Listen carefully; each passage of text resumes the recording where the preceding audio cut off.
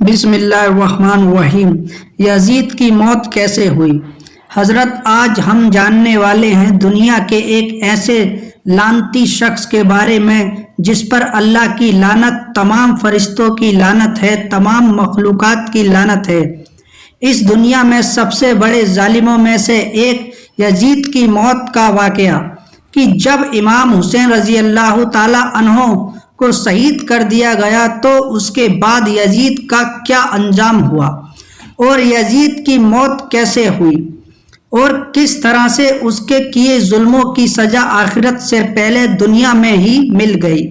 محترم عزیز دوستو، جب یزید ظالم نے نواسہ رسول امام حسین رضی اللہ تعالی عنہ کو شہید کروا دیا اور جب وہ ملعون یہ سوچتا تھا کہ اس ظلم کی وجہ سے عرب کے سارے لوگ میری بیعت کر لیں گے اور میرے سامنے جھکیں گے اور مجھے اپنا بادشاہ مان لیں گے، اور وہ ظالم یہی سوچتا تھا کہ کوئی بھی امام حسین کے بعد میرے خلاف کوئی آواز نہیں اٹھائے گا۔ لیکن جب یزید کی فوج رسول اللہ صلی اللہ تعالی علیہ وسلم کی خاندان کی بیٹیوں کو قید کر کے کوفہ اور شام کے بازاروں گزرنے لگا تو رسول اللہ کے خاندان کی بیٹیوں اور حضرت امام سجاد رضی اللہ تعالی عنہ کے خطبے سن سن کر لوگوں کے مردہ ضمیر جاگنے لگے اور پھر یزید ظالم کے خلاف بغاوت پیدا ہو گئی۔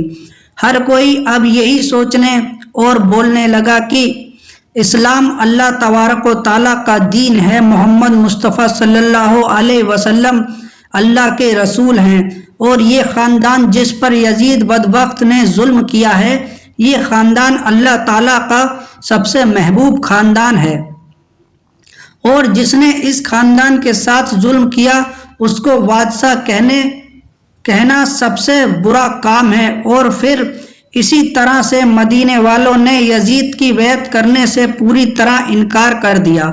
اس کے بعد یزید ظالم نے ایک اور شرمناک کام کیا، اس نے مدینہ شریف پر حملہ کر دیا۔ محترم عزیز دوستو، تاریخ نے لکھا ہے کہ 3 دن تک یزید ظالم کی فوج نے مسجد نبوی میں اپنے گھوڑوں کو باندھ کر اللہ تعالیٰ کے گھر کی بے حرمتی کرتے رہے، اور کچھ وقت بعد مکہ شریف سے بھی یزید کے خلاف بغاوت بڑھنے لگی۔ اس کے بعد اس ظالم شخص نے خانہ کعبہ کو بھی نہیں چھوڑا، اس نے خانہ کعبہ پر بھی حملہ کر دیا اور خانہ کعبہ کو آگ لگا دی۔ محترم عزیز دوستو، تاریخ میں اس واقعے کو واقعہ ہرا کے نام سے آج بھی یاد کیا جاتا ہے۔ ہر کوئی یزید بدبخت سے نفرت کرنے لگا تھا، لیکن یہ ظالم یزید جس کو بھی اپنے خلاف دیکھتا تو اس کا سر قلم کروا دیتا تھا۔ لیکن اللہ تعالیٰ کی عدالت میں انصاف ہوتا ہے، اور جب وہ انصاف کرتا ہے تب کوئی کچھ نہیں کر سکتا۔ امام حسین رضی اللہ تعالی عنہ اور ان کے خاندان پر ظلم کرنے کے بعد اللہ تعالیٰ نے یزید کو ایک بیماری میں مبتلا کر دیا۔ یزید کو ایک ایسی بیماری ہو گئی تھی جس سے اس کی آنتیں جلنے لگی تھیں۔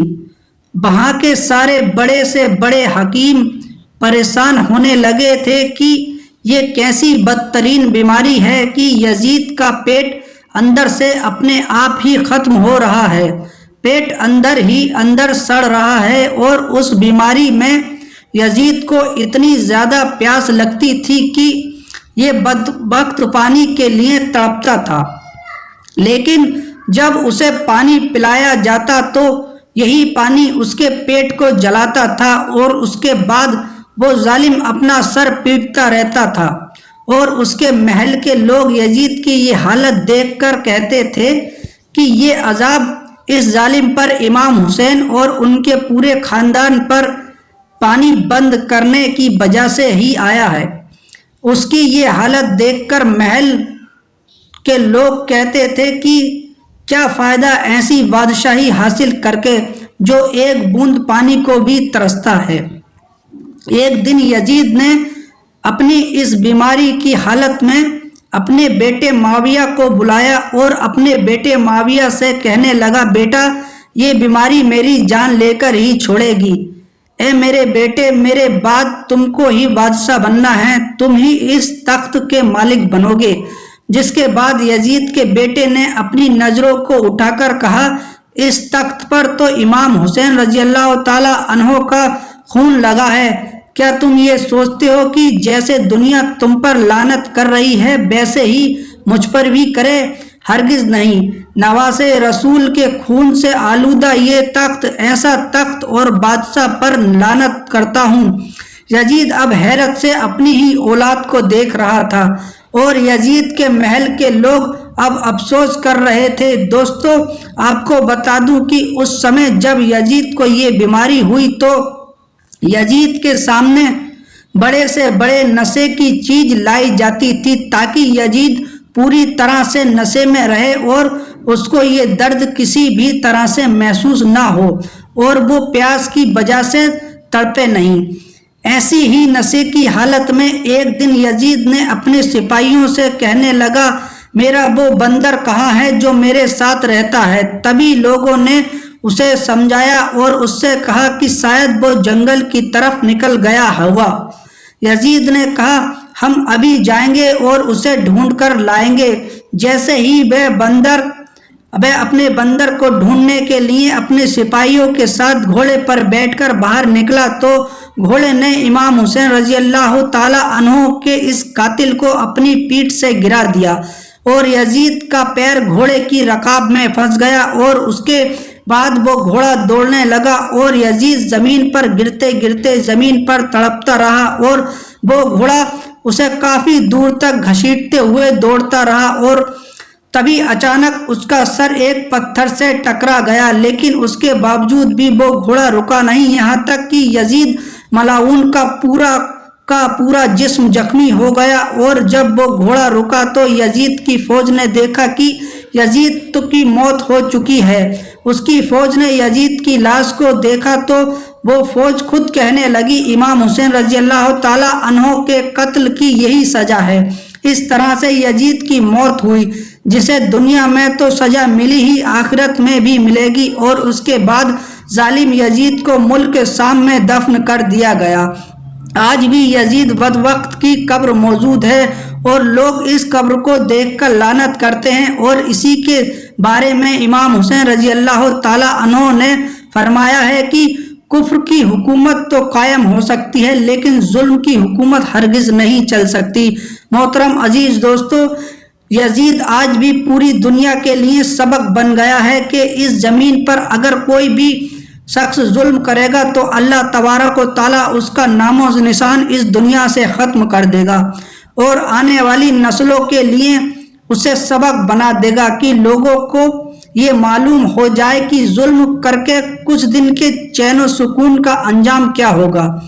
جس طرح یزید ملعون نے سیدنا امام حسین رضی اللہ تعالی عنہ پر ظلم کیا اور اس خاندان پر ظلم کیا جو اللہ تعالیٰ کا سب سے محبوب خاندان تھا اور ان پر زیادتی کی، تو اللہ تعالیٰ نے اس ظالم کو پوری دنیا کے لیے عبرت کا نشان بنا دیا۔ دوستو، اگر آپ کربلا کا پورا واقعہ پڑھیں گے تو آپ کی آنکھوں سے آنسو نکل آئیں گے۔ یزید ظالم نے ظلم کی انتہا کو پار کر دیا تھا۔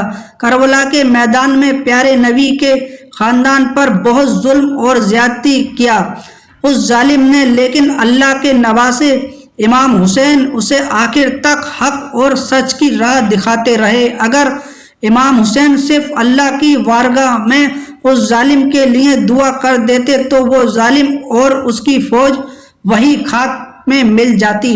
امام حسین کی شان تو بہت عظمت اور فضیلت والی ہے۔ اگر امام حسین رضی اللہ تعالی عنہ کی شان بیان کرنے لگیں تو وقت ختم ہو جائے گا، لیکن ان کی شان اور مرتبے کا بیان نہیں کیا جا سکتا۔ بس ایک الفاظ میں کہہ دوں کہ تو بنا اجازت جبرائیل بھی ان کے گھر آتے نہیں تھے۔ سبحان اللہ!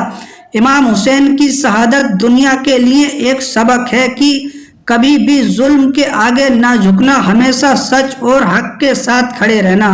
محترم عزیز دوستو، اس ویڈیو میں ہم نے پڑھا اور سنا کہ یزید کی موت بہت ہی عبرتناک طریقے سے ہوئی۔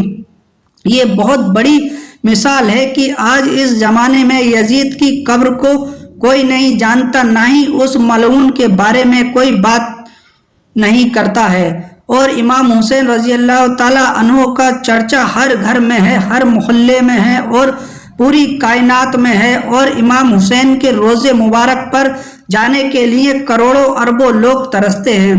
پیارے پیارے اسلامی بھائیوں، اگر اس ویڈیو سے آپ کو سبق حاصل ہوا تو ہمارا چینل سبسکرائب ضرور کرنا۔